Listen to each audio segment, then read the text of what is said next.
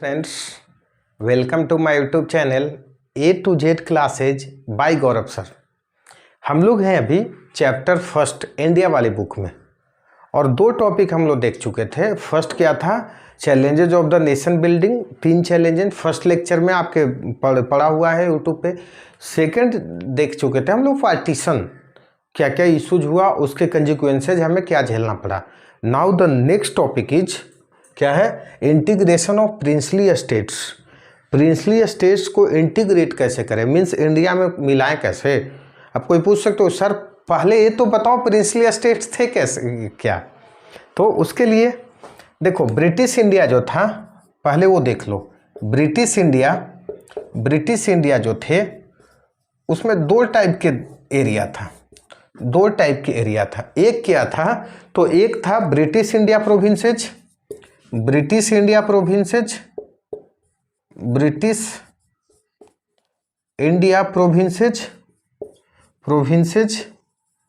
And second था princely states. Second क्या था? Princely states.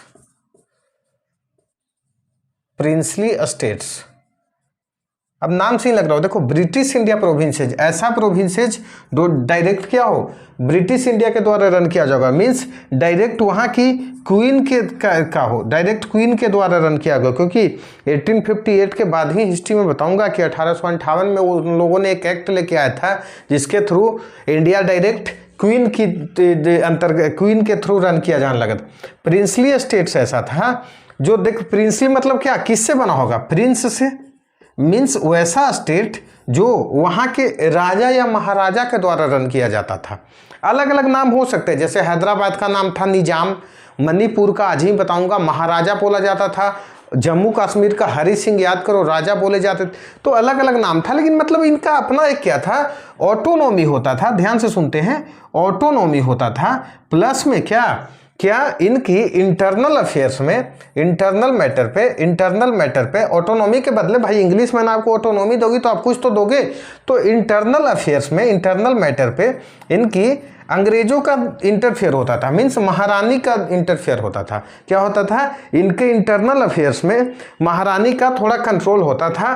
तो ये क्या होता था, मीन्स दो टाइप के स्टेट थे। एक तो प्रोविंसेज, जैसे प्रोविंसेज मतलब कंफ्यूज नहीं होना, स्टेट ही आज का राज्य बोल सकते हो। ऐसे प्रोविंसेज जो क्या किया जाता था, डायरेक्ट क्वीन के अंतर्गत आता था, डायरेक्ट अंग्रेज उस पर शासन करते थे। और कुछ ऐसे स्टेट्स जिनके राजा थे उनको थोड़ी ऑटोनॉमी दी जाती थी, चलो अपना मन से कुछ कर लेना, बदले में उनकी आंतरिक मामलों पर अंग्रेजों का इंटरफेयर होता था। तो इनको देखो, एक तो राजा जैसा रहने का मौका मिल गया और दूसरी क्या हो गई, इनको ऑटोनॉमी पसंद हो गई, भाई थोड़ी सी हमको फ्रीडम मिल रहा था। तो हुआ क्या, अब ये छोटा मोटा नहीं थे, एरिया वाइज देखोगे तो 1/3 of the British India, 1/3 area जितना ब्रिटिश इंडिया के अंतर्गत था ना उसके थे 1/3 ऑफ द ब्रिटिश एरिया। और पॉपुलेशन वाइज 1/4, मीन्स 4 लोग में से 1 लोग इसी स्टेट में रहते थे। 4 में से 1 लोग यदि देखोगे तो प्रिंसली स्टेट्स में ही रहते थे। इतना आसान नहीं था। अच्छा, जैसे ही अंग्रेज लोगों ने घोषणा किया कि हम इंडिया को इंडिपेंडेंस देंगे, आज़ादी देंगे, तो थे बहुत कमीने, इतनी आसानी से थोड़ी छोड़ने वाले थे आपको कि स्मूथली आज़ादी दे देते। उन लोगों ने यह भी डिक्लेयर कर दिया कि प्रिंसली स्टेट्स को भी बाय रूल क्या हो गए, ये लोग इंडिपेंडेंट हो जाएंगे और इनके पास 3 ऑप्शंस रहेगा। कितने कमीना थे, पेज फंसा करके जाएंगे ही जाएंगे। क्या ये चाहे तो पाकिस्तान में मिल सकते हैं, ये चाहे तो इंडिया में मिल सकते हैं, या ये चाहे तो इंडिपेंडेंट रह सकते हैं। यहां तक मतलब समझे, चाहे तो तुम अपना देश बना लो, मीन्स हैदराबाद बोल रहा था हम आज़ाद रहेंगे, जम्मू कश्मीर वही बोल रहा था, और तो और इतने बेवकूफ़ लोग थे, ये बोल करके गए कि ये 3 कंडीशन दे दिया और बोला ये तीनों में से कौन चूज करना, ये वहाँ की जनता नहीं चूज करेगी, वहाँ का राजा चूज करेगा। समझ रहे हो, वहाँ का राजा मीन्स किंग जो था वो चूज करेगा। अरे बेवकूफ़, ध्यान से सुनो, जो आज तक राजा जैसा रहा हो, जिसके अंदर इतने पब्लिक हो, क्या वो किसी देश में आसानी से मिल जाएगा? उसकी राजा वाला रहन सहन कहाँ जाएगा? कभी मिलेगा? सिंपल सा बात है, नहीं मिलेगा। तो और ऐसे ऐसे उस समय टोटल कितने प्रिंसली स्टेट्स थे? 565 टोटल प्रिंसली स्टेट्स थे 565। जब हमारे देश में इंटरिम गवर्नमेंट बनी 1947 में, हम लोग आज़ादी ले लिए। अब इतने यहाँ तक क्लियर है। तो समस्या ये था और बातचीत होने लगा इन स्टेट से, बोला भाई साहब ऐसा करो, पाकिस्तान भी लुभा रहा था इन लोगों को, हमारे देश भी लुभा रहा था, और उसी में एक नाम आता है सरदार वल्लभ भाई पटेल। सरदार पटेल थे, ठीक है, सरदार पटेल। वो उस समय हमारे फर्स्ट होम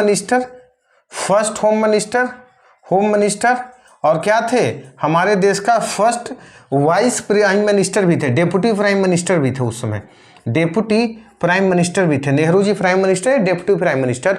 और ये जो उस समय कमेटी होती थी, जैसे सुने थे ना ड्राफ्टिंग कमेटी के चेयरमैन तो बाबा भीमराव अंबेडकर, जिन्हें फादर ऑफ द कॉन्स्टिट्यूशन बोला जाता, उसी तरह प्रोविंसेज के चेयरमैन मीन्स जो स्टेट था उनसे डील करने का जो कमेटी था उसके चेयरमैन भी यही थे, सरदार वल्लभ भाई पटेल।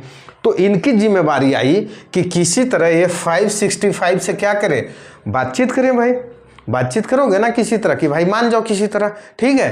तो गवर्नमेंट निगोशिएशन स्टार्ट की कि भाई मान जाओ, आ जाओ हमारे देश में। गवर्नमेंट का तो अप्रोच क्या रहा, ये भी देखने वाली बात है कि गवर्नमेंट कैसे क्या करेगी। डायरेक्ट जाएगी सेना को उतार देगी? नहीं भाई, अभी तो जस्ट इंडिपेंडेंस गेन की हो, बदनामी हो जाएगी ना। तो गवर्नमेंट 3 टाइप का अप्रोच लेकर के चली। गवर्नमेंट 3 टाइप का अप्रोच क्या लेकर के चली? क्योंकि फर्स्ट तो गवर्नमेंट को ये पता था क्या सोच रही थी गवर्नमेंट। तो फर्स्ट ये पता था कि पीपल ऑफ द प्रोविंसेज,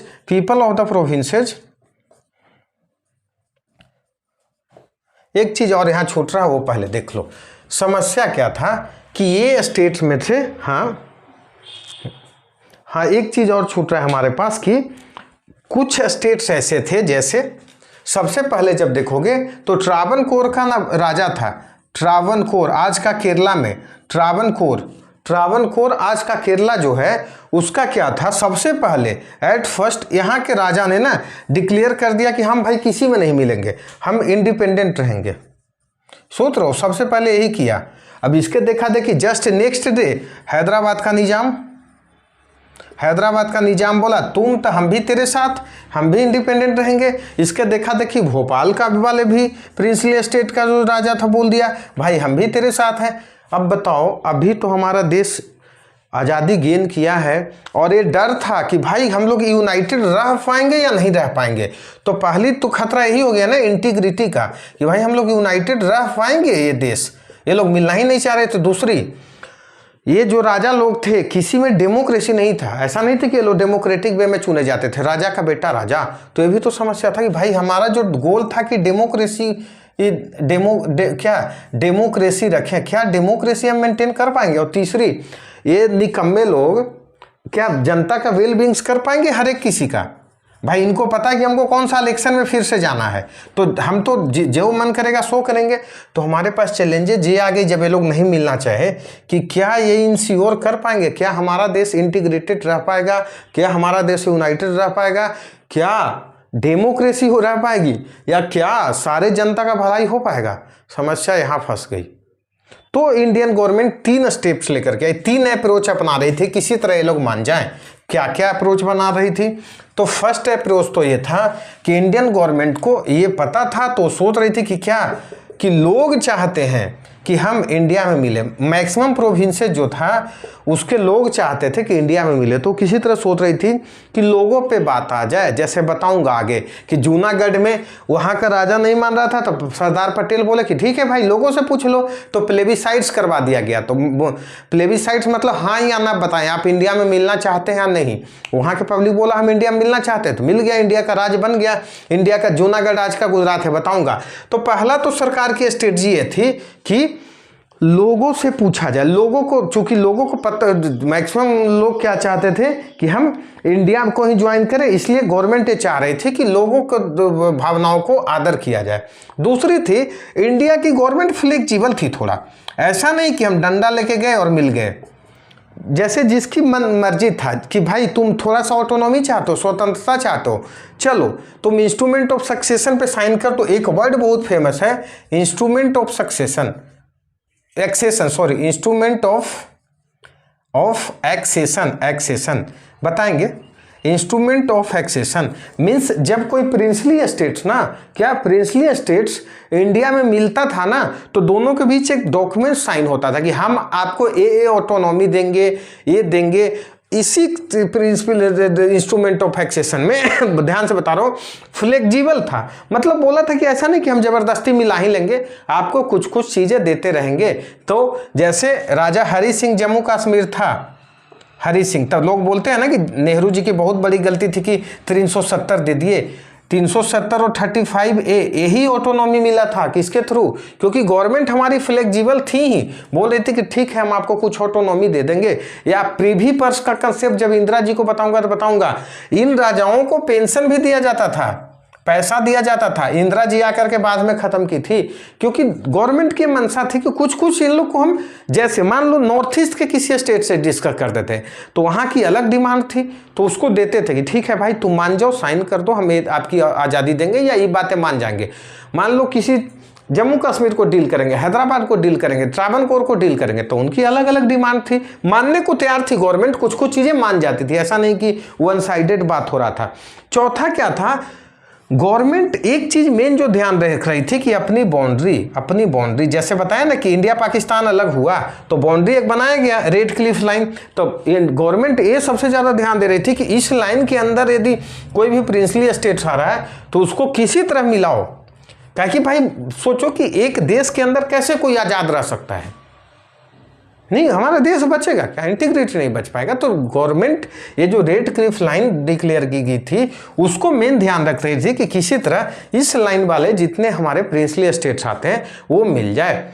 तो इसी तीनों के स्ट्रेटजी के थ्रू, 3 ऐसे स्ट्रेटजी गवर्नमेंट के थे जिसके थ्रू मैक्सिमम स्टेट्स ना मान गया, मैक्सिमम जो प्रोविंसेस थे वो इंस्ट्रूमेंट ऑफ एक्सेशन अभी जो बताया साइन कर दिए, मैक्सिमम मान गए। मैक्सिमम क्या कर दिए, साइन कर दिए। थोड़ी बहुत उनको भी लिबर्टी दी गई, बोले राजा आप बने रहे थोड़ा सा, ठीक है पैसा वैसा दिया जाएगा।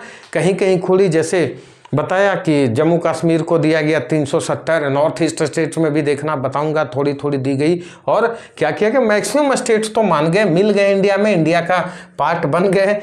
मामला फंस गया, मामला कहाँ कहाँ फंसा तो बहुत फेमस सुने होंगे, कहाँ कहाँ। तो सबसे पहले जम्मू एंड कश्मीर एक स्टेट्स, आजकल देखो कि अब 370 हटा है फिर भी मुश्किल है अभी भी। दूसरा चीज जूनागढ़, ठीक है। तीसरा कहाँ फंसा, जूनागढ़ के बाद, हाँ जूनागढ़, ठीक है। जूनागढ़ के बाद तीसरा मामला आपके हमारे फंसा, देखो ये वाली स्टेट क्या नाम है, हाँ जूनागढ़ के बाद आपके पास फंसा हैदराबाद, सॉरी देखो फेमस नाम भूल रहा हूँ, हैदराबाद और तीसरा मणिपुर। ये 4 स्टेट का डिस्कस करूंगा। अच्छा ध्यान से, ये वाली स्टेट को 8th चैप्टर में डिस्कस करेंगे, 13 ही बुक में 8th चैप्टर। या अभी तो चूंकि एनसीईआरटी है तो डिटेल डिस्कस करूंगा नहीं, जब पॉलिटी का मेन लक्ष्मीकांत सीरीज जब मैं लेकर के आऊंगा तो उसमें डिटेल डिस्कस करूंगा। तो ये वाले को छोड़ते हैं, सबसे पहले हम आते हैं किस पे, तो जूनागढ़ पे। जूनागढ़ देखो वही बताया कि गवर्नमेंट को ये पता था कि बहुत सारे लोग मेजोरिटी इंडिया में ही मिलना चाह रहे हैं। तो जूनागढ़ के जब राजा नहीं मान रहा था तो बोला ठीक है भाई तुम गुस्सा मत हो, ऐसा करो पब्लिक का राय ले लेते हैं। इंडिया का बताया पहला स्ट्रेटजी तो ही था, बोला पब्लिक का राय ले लो, मीन्स प्लेबिसाइड्स करवा दो। प्लेबिसाइड्स मीन्स क्या, प्लेबिसाइड्स करवा दो। प्लेबिसाइड मतलब क्या, मान लिया आपके पास 2 ऑप्शंस हैं, जैसे कोई वोटिंग हो कि क्या आप इंडिया में मिलना चाहते हैं, यस या नो, तो यस वाले का ज़्यादा संख्या आ गया, राजा का बात ही नहीं रहा, क्योंकि भाई जनता की सुनोगा ना, मिल गए तो ये तो आसानी से मिल गया, जूनागढ़ आसानी से मिल गया। बात हैदराबाद पे अटक गई। हैदराबाद का था निजाम, यहाँ के राजा को बोला जाता था निजाम, ठीक है। हैदराबाद के राजा को बोलते थे हम लोग निजाम, और ये साधारण निजाम नहीं था, बड़ा खतरनाक आदमी था जोक से पार्ट, यहाँ के बोलते थे निजाम, और वर्ल्ड का one of the richest person था, one of the richest person, इसलिए बता रहा हूँ साधारण निजाम नहीं था। ये जो आजकल ओवैसी दोनों भाई जो फालतू बातें करते रहते हैं ना, इसी निजाम के खानदान के हैं, ठीक है। विथ ड्यू रिस्पेक्ट लेकिन खास करके छोटा भाई तो 15 मिनट का पुलिस हटाने के लिए बात करता है ना, तो बोलना पड़ता है। तो इसी निजाम का ये खानदान का है। तो ये नहीं मान रहा था, बोला इतना आसानी से थोड़ी मानेंगे। बताया था कि राजा को ही अधिकार था। इधर से भी थे इंडिया के, बोलते हैं बिस्मार्क, जैसे जर्मनी को यूनिफिकेशन बिस्मार्क ने किया था ना, तो एमसीक्यू आता है who is called the Bismarck of the India. Bharat के बिस्मार्क किसे बोलते हैं? इसी कारण बोलते हैं किनको? सरदार वल्लभ भाई पटेल को 565 रियासतों को एक करना अलग अलग आसान काम था क्या? और उसी समय हमारे एक बीपी मेनन होते थे, उनकी सेक्रेटरी, दोनों मिल करके क्या बोला जाए, कितनी भी इज्जत कर लो कम है इस दोनों इंसान के लिए। तो निजाम किसी तरह बातचीत हो रहा था, तो एक के ना ये मतलब नवंबर 1947 में मतलब निगोशिएशन स्टार्ट किया था। इससे बोलते हैं स्टैंड स्टिल एग्रीमेंट, मीन्स बातचीत शुरू कर दिया था कि ठीक है कुछ लिबर्टी दे दो, बातचीत करने लगा था।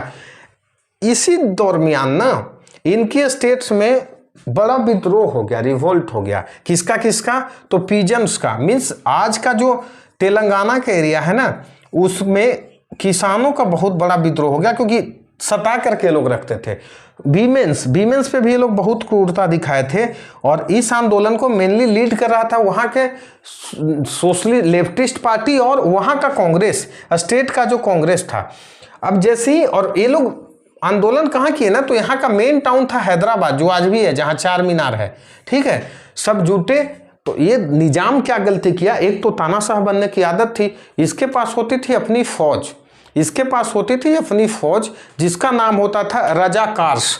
इसका ये फौज था रजाकार्स।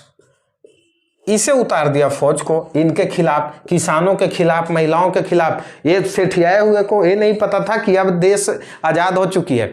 अच्छा बताओ, ये जब आया तो तरह तरह के एट्रोसिटी और वायलेंस किया, और तो और छोड़ो, रिलीजन के बेसिस पे करने लगा। मींस नॉन मुस्लिम जो इलाका था ना, नॉन मुस्लिम इलाका में, अब ऑब्वियस सी बात है, देखो निजाम था, मुस्लिम था रूलर, तो नॉन मुस्लिम इलाका में खास करके महिलाओं के प्रति, बच्चों के प्रति तरह तरह की एट्रोसिटीज किया।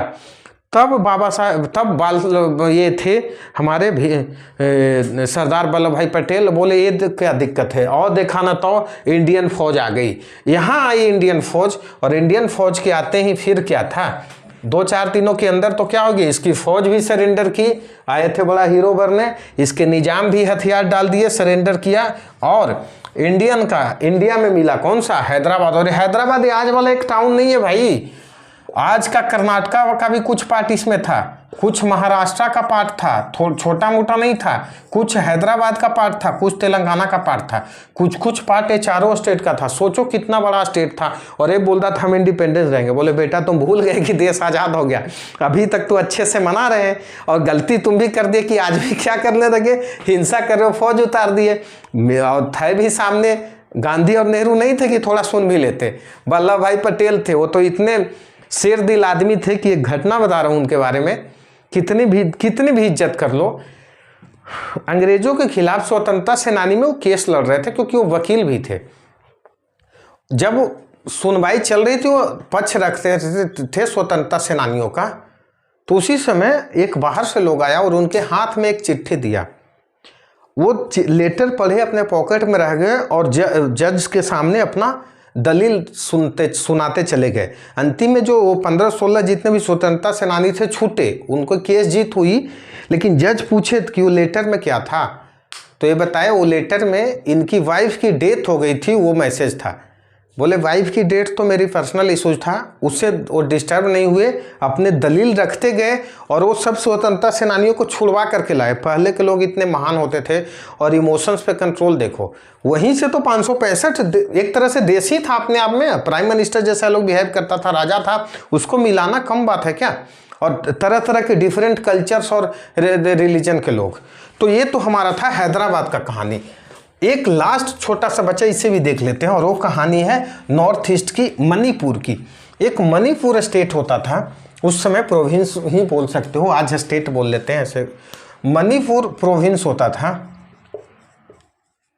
इंडिपेंडेंस के कुछ महीना पहले ना, यहाँ के महाराजा बोला जाता था, उन्हें महाराजा बोला जाता था, और नाम था क्या, बोधचंद्र सिंह, नाम यहाँ इनका था बोध चंद्र सिंह तो इंडिपेंडेंट के कुछ महीना पहले इंस्ट्रूमेंट ऑफ एक्सेशन पे साइन कर दिए थे, जस्ट कुछ महीना पहले, क्योंकि बताया था राजा का ही अधिकार था। लेकिन इंडिपेंडेंस होने के बाद वहाँ का पब्लिक का बहुत ज़्यादा गुस्सा था कि ऐसे क्यों कर दिए। तो पब्लिक के गुस्सा के कारण, पब्लिक के डिमांड के कारण वहाँ इलेक्शन हुआ जून 1948 में। इलेक्शन करवाना पड़ा इनको, और इलेक्शन हुआ तो इलेक्टेड वहाँ का कॉन्स्टिट्यूएंसी बन गई, विधानसभा इलेक्शन हुआ। तो मीन्स ये बन करके रह गए केवल सिंबॉलिक किंग, क्योंकि अब क्या हो गया, अब तो वहाँ के इलेक्टेड गवर्नमेंट आ गई ना, इलेक्टेड गवर्नमेंट। और इलेक्टेड गवर्नमेंट में देखा गया कि विधानसभा में जब इंडिया के साथ मिलने की बात हुई तो डिफरेंट ओपिनियंस थे। यहाँ की जो कांग्रेस थी, मीन्स मणिपुर कांग्रेस जो थी, वो तो बोल रही थी क्या, मणिपुर कांग्रेस की नहीं, हम इंडिया के साथ मिलेंगे। लेकिन बाकी जो रेस्ट लोकल पार्टीज थी ना वहाँ का, सीधे बोल रही थी नहीं, हम इंडिया के साथ किसी भी हालत में नहीं मिलेंगे। राजा का पावर बचा ही कितना था, इलेक्टेड गवर्नमेंट थी, पॉपुलर गवर्नमेंट थी, लोग चुन करके भेजे थे, तो मेन पावर इसके पास था। समस्या हो गई। लेकिन इंडियन गवर्नमेंट बात करते रही तो सफलता सितंबर 1949 में ये राजा ने क्या किया, इंडिया के साथ मणिपुर को मर्ज कर दिया। भले देखो यहाँ पे पर्सनल पॉइंट ऑफ व्यू से बोलोगे तो ये गलत है, क्योंकि इनको तो पावर था नहीं ना, ये तो इलेक्टेड गवर्नमेंट की पावर हो गई। तो राजा ने क्या किया, मणिपुर को इंडियन के साथ मर्ज कर दिया गया। काफी विरोध हुआ और इसका विरोध की गूंज आज भी सुनाई देती है। देखना, मणिपुर में बहुत सारे इंसर्जेंट ग्रुप हैं जो बोलते हैं इंडिया से हमें आज़ादी चाहिए, यहीं से उसकी बीज रोपाया था। अच्छा ध्यान से देखो, जैसे ही मर्ज किया तो इंडियन गवर्नमेंट यहाँ की विधानसभा को पहले खत्म कर दी, बोले करोगे ड्रामा, एकदम बिल्कुल छोड़ दिया। और बाकी आगे चल करके 1956 में इससे पहले यूटीज बनाई। यूटीज मतलब इलेक्टेड गवर्नमेंट तो होगा नहीं, डायरेक्ट रन करेगा स्टेट। और जब सिचुएशन ठीक हुआ तो 1972 में, आज का जो मणिपुर में चुनाव होता है ना, वो 1972 में इसे फुल स्टेटहुड मिला, मीन्स पूरी राज्य का दर्जा इसे मणिपुर को 1972 में मिला। और फिर इलेक्शन होने लगा। लेकिन देखना वहाँ से हुआ क्या, आज भी मणिपुर में सिचुएशन ठीक नहीं रहती है, असपा बसपा लगा रहता है अब, क्योंकि उसी समय से विरोध हो रहा था। यहाँ से एक और एमसीक्यू क्या बना कि फर्स्ट ऐसा एरिया मणिपुर बना इंडिया में जहाँ यूनिवर्सल एडल्ट फ्रेंचाइजी पे इलेक्शन हुआ, मीन्स हर किसी को वोट देने का अधिकार था। कौन, मणिपुर। तो कभी आज एमसीक्यू में बहुत बढ़िया क्वेश्चन बनेगा, लोग गलती कर दोगे, तो मणिपुर हमारे इंडिया में फर्स्ट ऐसा रीजन बना जहाँ पे, क्योंकि देखो 1948 तक इलेक्शन हुआ क्या था, कहाँ था इंडिया में, तो फर्स्ट टाइम 1952 में इलेक्शन हुआ ना लोकसभा का, सरकार बनी। तो फर्स्ट ऐसा एरिया मणिपुर बना जहाँ पे क्या, हमारा यूनिवर्सल एडल्ट फ्रेंचाइजी का यूज किया गया और ये सब लोग वोट दिए। तो ये स्टोरी था हमारा मणिपुर का। जम्मू कश्मीर का स्टोरी फिर से बता रहा हूँ, हम कब बताएंगे, चैप्टर 8 में। और डिटेल स्टोरी कहाँ बताएंगे, जब हम लोग लक्ष्मीकांत सीरीज पढ़ेंगे। तो एक बार रिवीजन कर लेते हैं, आज क्या पढ़ना शुरू किया था हमने। आज हमने शुरू कर दिया था integration of princely states, means princely states को इंडिया में कैसे मिलाया गया। बोल देते हैं एक बार जल्दी से। तो मैं बोला पहले कि सर प्रिंसली स्टेट्स होता क्या था, ये तो बता दो। तो देखो, प्रिंसली स्टेट्स ब्रिटिश इंडिया में दो टाइप के स्टेट थे। एक टाइप के ऐसा प्रोविंसेज या स्टेट जिसको डायरेक्ट महारानी के द्वारा रन किया जाता था, उसे ब्रिटिश इंडिया प्रोविंसेज बोलते थे। और एक टाइप के प्रोविंसेज या स्टेट जिनको क्या किया जाता था, ऑटोनॉमी दे दिया जाता था, लेकिन उनके इंटरनल मैटर पे इंग्लिशमैन महारानी का इंटरफेयर होता था, जिसे प्रिंसली स्टेट्स बोलते थे। और अच्छा खासा area, means 1/3 area of the country princely states में आता था। उसी तरह हर 1/4 पीपल, मीन्स हर एक 4 आदमी में एक आदमी प्रिंसली स्टेट में रहते थे। तो जब इंडिपेंडेंस डिक्लेयर हुआ तो अंग्रेज वालों ने फिर एक पेज फंसा दिया। इतनी आसान थे नहीं, वो लोग बहुत कमीने होते हैं थे। क्या किया, बोल दिया, इनको ये नहीं बोल देना चाहिए था कि भाई इंडिया वाले पार्ट इंडिया में मिल जाओ, पाकिस्तान वाले में जो पाकिस्तान में मिल जाओ। इनको बोल दिया कि आपको लिबर्टी है, या तो इंडिया में मिले, पाकिस्तान में मिले, या आज़ाद रहे, इंडिपेंडेंस रहे, मीन्स अपना एक अलग देश बना करके रहे। 565 रियासत थे उस समय थे। अभी 565 में समस्या हो गई। कुछ तो पहले ही दिन डिक्लेयर कर दिया, तुरंत सबसे पहले डिक्लेयर कौन किया, तो सबसे पहले डिक्लेयर हमारा किया कौन, तो सबसे पहले त्रावणकोर का राजा डिक्लेयर कर दिया, बोल दिया हम इंडिपेंडेंस रहेंगे। अगला दिन इसके देखे देखिए हैदराबाद का निजाम, फिर भोपाल का राजा। समस्या बढ़ते, लोगों को लगा कि यार हमारा देश यूनाइटेड रहेगा कैसे, या डेमोक्रेसी कैसे आ पाएगा, ये जनता का भलाई कैसे हो पाएगा। तो गवर्नमेंट ने 3 पॉलिसीज अपनाई, एक तो कि वहाँ की पब्लिक का राय लेना, दूसरी कुछ फ्लेक्सिबल रहो, कुछ लोग को इंडिपेंडेंस दे दो, ऑटोनॉमी दे दो, और तीसरी पॉलिसी अपनाई कि अपना सीमा रेखा को ध्यान रखी थी, जो रेड क्लिफ लाइन था कि भाई इसके अंदर आते हो तो किसी तरह मिलाओ इसको। इस पॉलिसी के थ्रू सारे तो मिल गए थे, समस्या आकर के फंस गई जम्मू कश्मीर, जिसका डिस्कशन चैप्टर 8 में करूँगा।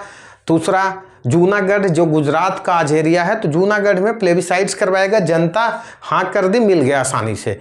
तीसरा हैदराबाद, बड़ा ज़बरदस्त आदमी Nizam, one of the richest of the world, बोले हम इंडिपेंडेंस रहेंगे, उन्हीं के राज में विद्रोह हो गया, उसने अपना सेना उतार दिया, जिसे बोलते राजकार्स, बस देखना गया था। इधर से भी तो थे क्या, आयरन मैन सरदार वल्लभ भाई पटेल उतारे इंडियन फौज, 2-3 दिन में सरेंडर कर दी इन्होंने, इंडिया में मिल गया। मणिपुर का भी इशू एक अलग था, मणिपुर के राजा तो मान जा रहा था, लेकिन वहाँ के विधानसभा का चुनाव हुआ, नहीं माने। अंतिम में राजा के साथ इंडिया का डील हो गया। 19 सितंबर 1949 में क्या मिला, राजा मर्ज कर दिया मणिपुर को इंडिया में। फिर 1956 में उन्हें यूटी का दर्जा मिला, 1972 से फुल स्टेट्स हैं। अब तो प्रॉपर चुनाव होता है और अच्छे से इंडिया में मिले हुए हैं, लेकिन अभी भी इंसर्जेंसी का इशू है, अलगाववाद का इशू है। जो लोग कभी कभी बोलते हैं कि हमको ऑटोनॉमी चाहिए, आज़ादी चाहिए। सरदार वल्लभ भाई पटेल कहीं देश को नेशनल यूनिटी डे मनाया जाता है, कब, 31 अक्टूबर को नेशनल यूनिटी डे, क्योंकि ये देश को क्या किए थे, मिलाए थे, एक यूनाइट किए थे, इसलिए नेशनल यूनिटी डे, जीएस का पोर्शन है, याद रखना, नेशनल यूनिटी डे। और इन्हीं का एक स्टैचू बनाया गया है, क्या नाम है, statue of unity, what, statue of unity Gujarat में है। तो ये दोनों क्वेश्चन इन्हीं से आता है, स्टैचू ऑफ यूनिटी, और ये है नेशनल यूनिटी डे। और इन्हीं को क्या बोला जाता है, इंडिया का बिस्मार्क भी बोला जाता है। फर्स्ट डेप्यूटी प्राइम मिनिस्टर थे, उप प्रधानमंत्री, और फर्स्ट होम मिनिस्टर थे।